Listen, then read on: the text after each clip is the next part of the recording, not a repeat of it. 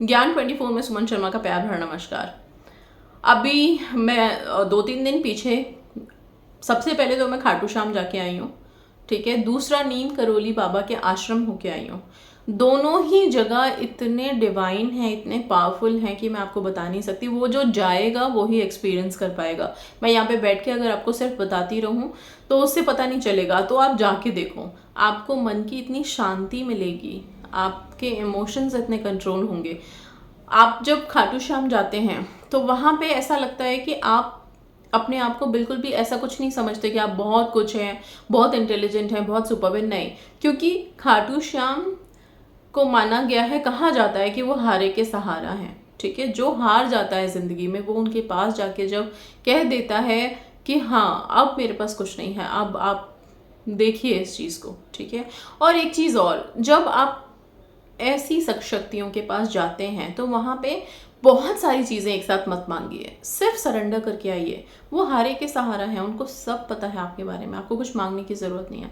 आप सरेंडर करो, चीज़ें आपके हक में होते चली जाएंगी, ठीक है। तो एक तो वहाँ पे, दूसरा नीम करोली बाबा के आश्रम, वहाँ की फिज़ा, वहाँ की हवा, वहाँ की ठंडक, वहाँ के पर्वत, पहाड़, पेड़ पौधे, हर जगह एक ऐसी एनर्जी फील होती है, एक इतना ज़्यादा ऐसा फील होता है जैसे कि आप बिल्कुल हेवन में हो, स्वर्ग में हो। इस तरह की कुछ फीलिंग आती है वहाँ पे। वहाँ पे इतना रश होता है, लोग बहुत सारे होते हैं, तो कभी कभी ऐसा वो जो कनेक्शन होता है ना, जो शांति चाहिए मन में, वो लगता है कि अभी हमें थोड़ा आश्रम में बैठने की जगह मिले, हमें कहीं बैठने दे साइड में, हमें मेडिटेट करने दे। ओके, सो अगर ऐसा आपको नहीं मिल पाता है तो आप वहाँ की पूरी फिजा में ही उनके उनके गुण हैं, उनकी कृपा है, तो आप कहीं पे भी शांति में कोने में बैठ जाइए। ज़रूरी नहीं है कि आप उस आश्रम में ही बैठेंगे तो ही उनकी आपको कृपा मिलेगी। आप किधर भी आप आराम से बैठ के वहाँ पे मेडिटेट कर सकते हो, और वहाँ पे भी आप उस चीज़ को फील कर पाओगे, उस ब्लेसिंग को फील कर पाओगे। वो इतनी हीलिंग पावर आप में भी आ जाती है, ठीक है, जब हम किसी डिवाइन पावर के पास जाते हैं। जैसे एक दिए से दूसरा दिया जल सकता है, राइट, रोशनी हो सकती है, एक दिए से हम अनेक दियों को जला सकते हैं। वैसे ही हमारी सोल, हमारी आत्मा है, जब हम ऐसी आत्माओं के पास जाते हैं, उनसे कनेक्शन बनाते हैं, मेडिटेट करते हैं, वही हीलिंग पावर शायद हमारे अंदर भी आ जाती है। तब हम किसी और को भी प्रकाश देने लायक हो जाते हैं, रोशनी देने लायक हो जाते हैं।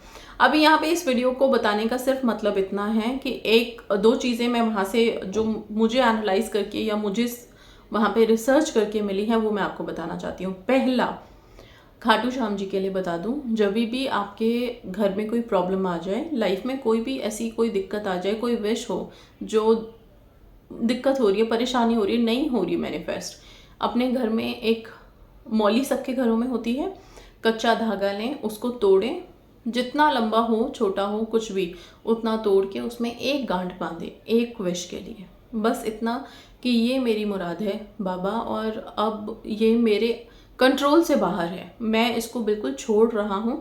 क्योंकि वो हारे के सहारा है, तो इस बात का ध्यान रखिएगा, आप उनसे ज़बरदस्ती कुछ मांग नहीं सकते, आपको मिलेगा नहीं, आपको बिल्कुल नहीं मिलेगा। छल कपट मन में रख के आप उनको कभी छल नहीं सकते।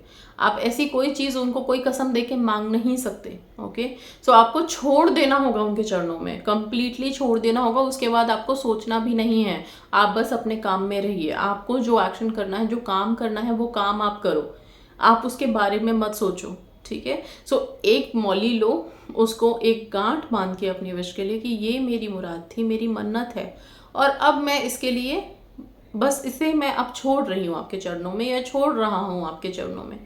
अब इसके लिए जितना मुझे करना था मैंने कर लिया, अब बस, अब मैं यहाँ से इसे ख़त्म करता हूँ, इसे छोड़ता हूँ। छोड़ता है आपको, हार जाना है उनके सामने, सिंपल। ओके, और इस धागे को अपने घर के मंदिर में, अगर आपके पास खाटू श्याम रखे हैं तो उनके चरणों में छोड़ दीजिए। अगर इनकेस खाटू श्याम नहीं है तो श्री कृष्ण भगवान या लड्डू गोपाल तो सबके घरों में ही हैं, उनके चरणों में छोड़िए, क्योंकि खाटू श्याम भी उन्हीं का ही रूप माना जाता है, ठीक है। तो उनके चरणों में छोड़ दीजिए। जब आपकी ये मन्नत मुराद पूरी हो जाए तब आप इस धागे को ले जा करके खाटू श्याम बाबा के मंदिर में जाइए, खाटू जाइए, और वहाँ पे जा कर के जब आप दर्शन करने लगेंगे तो वहाँ पे बहुत सारे दान पात्र बने होते हैं, ठीक है। प्रसाद डालने के लिए भी इवन दान पात्र बन गए हैं अभी, उसमें ही इस धागे को डाल के चले आइए चुपचाप से। दूसरा ऑप्शन, ओबियसली आप लोगों को पूछना होगा कि अगर हम नहीं जा पाए तब इस धागे को क्या करें। तब आप इसको पीपल के पेड़ में रखाइए, सिंपल, बात खत्म। यहाँ पे कोई अब इसमें डाउट नहीं है। तीसरी बात ये होगी कि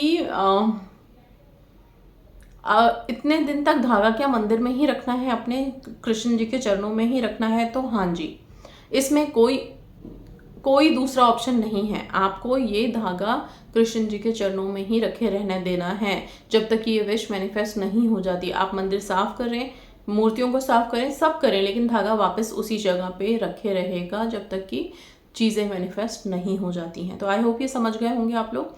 अब आते हैं हम नीम करोली बाबा के आश्रम के बारे में। नीम करोली बाबा हनुमान जी का रूप मानते हैं हम उनको, ठीक है। अच्छा, अब जब आप उनसे प्रार्थना कर रहे हैं तो आप बजरंग बली का ध्यान करके नीम करोली बाबा से प्रार्थना करिए अपनी विश के लिए। सिर्फ प्रार्थना, सिंपल सी प्रार्थना, ठीक है। और कोशिश कीजिए कि थोड़ा सा गरीबों में दान पुण्य करना शुरू करें जब आप नीम करोली बाबा से प्रार्थना कर रहे हैं, क्योंकि बाबा के पास जो भी जाता था वो उसको ज़रूर बोलते थे कि तुमने कुछ खाया, कुछ खा के जाओ, सेब खाओ, या फिर आलू खाओ, दूध दो इसको, दूध दो, दूध पिएगा।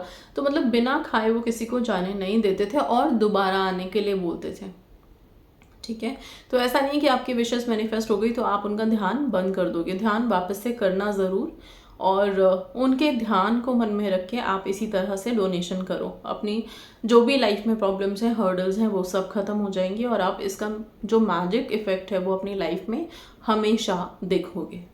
ओके, सो आई होप ये समझ में आ रहा होगा आप लोगों को। बहुत सिंपल है और अगर हो सके तो आप लोग भी ज़रूर जाइए, क्योंकि ऐसी दिव्य शक्तियों के पास, ऐसे दिव्य आश्रम या फिर मंदिरों में जाने से, जब मंदिर की दहलीज पे हम पहुंच जाते हैं तो वो पूरे प्रांगण की जो शक्तियां होती हैं वो अद्भुत होती हैं।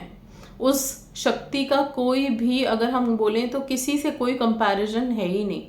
ओके, तो मंदिरों में जाकर के जब हम बैठते हैं या फिर वहाँ पे हम कनेक्ट होते हैं भगवान से और वहाँ पे कोई प्रार्थना, कोई मेडिटेशन करोगे तो उसका जो इफेक्ट होगा वो हज़ारों गुना ज़्यादा होता है, ठीक है। सो बहुत सिंपल एंड यस, मैं वहाँ पे यही प्रे करके आई हूँ कि आप लोग, जितने भी लोग हैं जो भी मेरे वीडियोस को देख रहे हैं, मुझसे कनेक्टेड है, मेरे चैनल से कनेक्टेड है या कभी उन्होंने मुझे देखा है, सुना है, तो उन सब की विशेज़ ज़रूर पूरी हो। जो उनके लिए लाइफ में सबसे अच्छा है वो उनके लिए हो। ओके, एंड यस, लाइफ सबके लिए ब्लेस्ड रहे, हैप्पी रहे, सब पॉजिटिव रहें। विशेज़ मैनिफेस्ट होंगी नहीं होंगी वो अलग बात है, लेकिन सब पॉजिटिव रहें, हैप्पी रहें, बस इतना। So that's all. Thank you so much and God bless.